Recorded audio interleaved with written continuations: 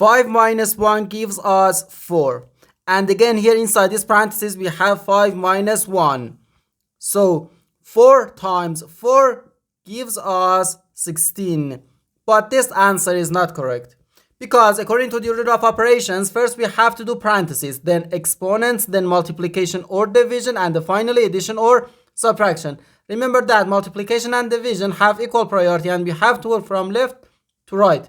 And the same applies to addition and subtraction. In this expression, we have one subtraction, one multiplication, and one parenthesis.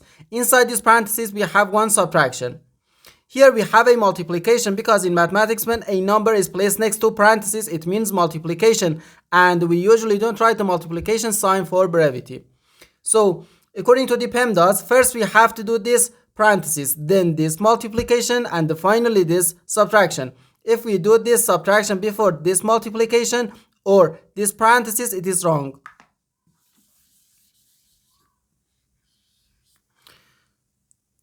So first we have to do this parenthesis. Inside this parenthesis we have 5 minus 1, which equals 4.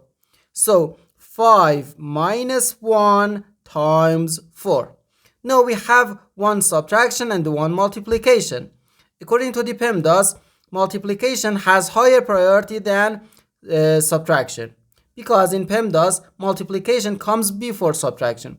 So no, first we have to do this multiplication, then this subtraction. 1 times 4 gives us 4.